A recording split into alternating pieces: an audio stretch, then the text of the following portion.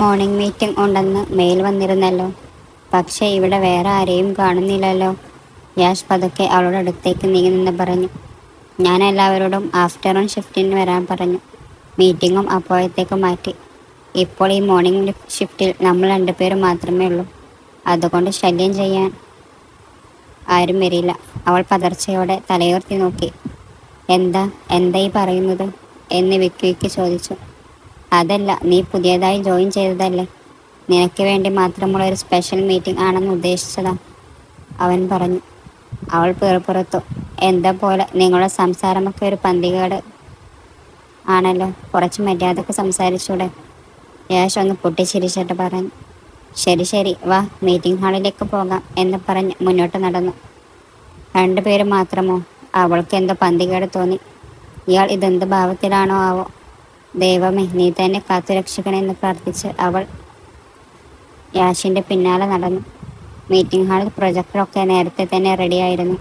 യാഷ് കമ്പനിയെക്കുറിച്ചും പ്രൊജക്റ്റിനെക്കുറിച്ചും ഒരു ഓവർവ്യൂ നൽകി. തൻ്റെ കീഴിൽ എത്ര ടീമുകൾ ഉണ്ടെന്നും ഏതൊക്കെ കാര്യങ്ങളിലാണ് വർക്ക് ചെയ്യുന്നതെന്നും അവൻ വിശദീകരിച്ചു. അതിനുശേഷം ആരാധ്യ ചെയ്യേണ്ട പ്രൊജക്റ്റിനെക്കുറിച്ചുള്ള വിവരങ്ങൾ നൽകാൻ തുടങ്ങി.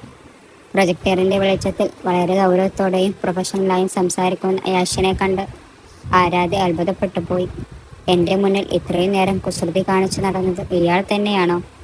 അവൾക്ക് വിശ്വസിക്കാനായില്ല. ഏകദേശം 2 മണിക്കൂറോളം നിർത്താതെ അവൻ കാര്യങ്ങൾ വിശദീകരിച്ചു. അവൻ പറയുന്നത് കേട്ടിരിക്കാൻ നല്ല രസമുണ്ട്.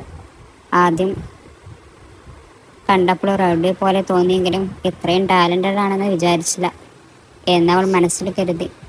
പ്രൊജക്ടർ ഓഫ് ചെയ്യുന്ന യാഷിനെ തന്നെ അവൾ കണ്ണിമക്കാതെ നോക്കി നിന്ന് പോയി. യാഷ് കൈവിരലുകൾ ഞൊടിച്ചു. ഹലോ മാഡം എന്ന് വിളിച്ചപ്പോഴാണ് അവൾ സുബോധത്തിലേക്ക് വന്നത്. എന്താ ഇങ്ങനെ നോക്കുന്നത്?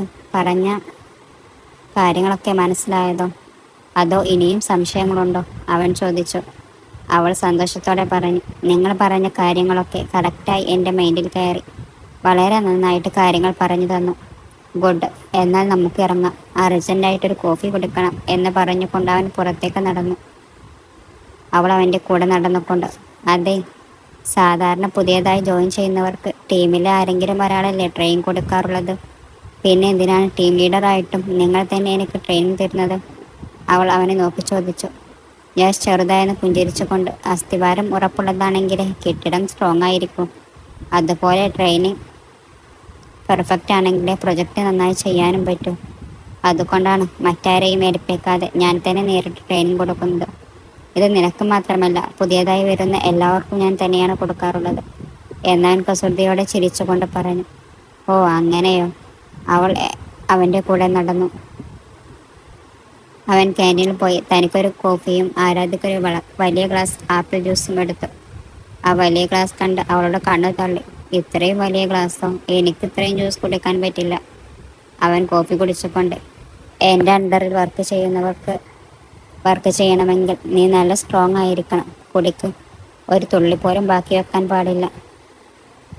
അവൾ അവനെ സൂക്ഷിച്ചു നോക്കിക്കൊണ്ട് കുടിക്കാൻ തുടങ്ങി. ആ സമയത്താണ് അർജുനും വർഷയും ചിരിച്ചുകൊണ്ട് വന്ന് അവരുടെ അടുത്ത് ഇരിക്കുന്നത്. ആരാധ്യ പകുതി ജ്യൂസ് കുടിച്ചപ്പോഴേക്കും വയറ് നിറഞ്ഞതുപോലെ തോന്നി. എന്നെക്കൊണ്ട് ഇനി വയ്യ സാർ എന്നും പറഞ്ഞുകൊണ്ട് അവൾ ഗ്ലാസ് അവിടെ വെച്ചു.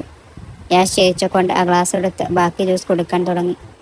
ഇത് കണ്ട ആരാധ്യ കണ്ണു തള്ളി അവനെ നോക്കി നിന്നു. ഇങ്ങനെ ഉരുട്ടി നോക്കല്ലേ, കണ്ണു കിട്ടും. അല്ല, എൻ്റെ എച്ചിനെന്തിനാണ് നിങ്ങൾ കുടിച്ചത്? ജ്യൂസ് വെറുതെ കളയണ്ടല്ലോ എന്ന് കരുതി ഞാൻ കുടിച്ചു. അതിനിപ്പോൾ എന്താ? അല്ല, ഒരാൾ കുടിച്ചത് മറ്റൊരാൾ കുടിക്കുന്നത് മോശമല്ലേ? ഇത് കേട്ട് അർജുനും വർഷയും ചിരിക്കുന്നു. ജ്യൂസ് കുടിക്കുന്നത് തന്നെ എച്ചിലാണെന്ന് പറയുന്ന ഇവൾക്ക് നാളെ ഉമ്മ കൊടുക്കുന്നതും എച്ചിലാണെന്ന് തോന്നുമായിരിക്കും. നീ ഇങ്ങനെ എച്ചിലെന്നും പറഞ്ഞ് ഭർത്താവിനകറ്റി നിർത്തിയാൽ അവൻ നിന്നെ വിട്ടിട്ട് 2-ാം ദിവസം തന്നെ ഓടിപ്പോകും. എന്തായാലും എനിക്കിഷ്ടം പോലെ ഞാൻ ജീവിക്കും. എന്നെ മാറ്റാൻ ആരും നോക്കണ്ട എന്ന് പറഞ്ഞ് അവൾ എഴുന്നേറ്റു പോയി. യാഷ് അവളെ തന്നെ നോക്കി നിന്നു. നീ സാരമാക്കണ്ട യാഷ്, അവൾ വളർന്ന സാഹചര്യം അങ്ങനെയാണ്, വർഷ അവനോടായി പറഞ്ഞു. നീ ഒന്ന് പോയേ, ഇതിപ്പോൾ ആരാ വിഷമിച്ചിരിക്കുന്നത്? വെറുതെ ഓരോന്ന് പറഞ്ഞ് ആശ്വസിപ്പിക്കാൻ വരണ്ട. എനിക്കിപ്പോൾ അതിൻ്റെ ആവശ്യമൊന്നുമില്ല. അതെന്താടാ, നിനക്ക് വിഷമമൊന്നുമില്ല. പക്ഷെ അവളെ കാണുമ്പോൾ എൻ്റെ മനസ്സും പിടക്കുന്നുണ്ട്. ഒരു കടുപ്പത്തിലുള്ള ഒരു ഉമ്മ കൊടുത്താൽ എല്ലാം ശരിയാകും. എങ്കിൽ പോയി ചോദിച്ചു നോക്ക്, അവൾ തരുമായിരിക്കും. ഡാ, എന്തൊക്കെയാ നീ പറയുന്നത്? ഒരു പെണ്ണിൻ്റെ മുന്നിൽ എങ്ങനെയൊക്കെ സംസാരിക്കണമെന്ന് നിനക്കറിയില്ലേ? ഞാൻ ചുറ്റും നോക്കിയിട്ട് എവിടെയാ പെണ്ണുങ്ങളുള്ളത്? ഇത് കേട്ട് ദേഷ്യം വന്ന വർഷ യാഷിൻ്റെ മുടിക്ക് പിടിച്ചു വലിച്ചു. തലക്കൊന്ന് കൊട്ടിയിട്ട് അവിടെ നിന്ന് പോയി. ഡി വർഷ, നീ എങ്ങോട്ടായി പോകുന്നത്? ഞാൻ നിനക്ക് കോഫി കൊണ്ടുവന്നിട്ടുണ്ട് എന്ന് പറഞ്ഞുകൊണ്ട് അർജുൻ അവളുടെ പിന്നാലെ പോയി. ബിൽഡിങ്ങിൻ്റെ പുറകിലേക്ക് ആരാധ്യ നടന്നു പോകുന്ന കണ്ടപ്പോൾ യാഷും അവളുടെ പിന്നാലെ കൂടി. ചുറ്റും ആരുമില്ലാത്ത സ്ഥലത്ത് തിങ്ങി നിറഞ്ഞ മരങ്ങൾക്കിടയിലൂടെ കാറ്റ് വീശിയപ്പോൾ ആരാധ്യക്ക് നല്ല പേടി തോന്നി. തിരിച്ചു പോകാനായി രണ്ടടി മുന്നോട്ട് വെച്ചപ്പോഴാണ് ജനറേറ്ററിൻ്റെ അടുത്തുള്ള ജനൽ ചില്ലുകൾ തപ തപ എന്ന ശബ്ദത്തോടെ തകർന്നത്.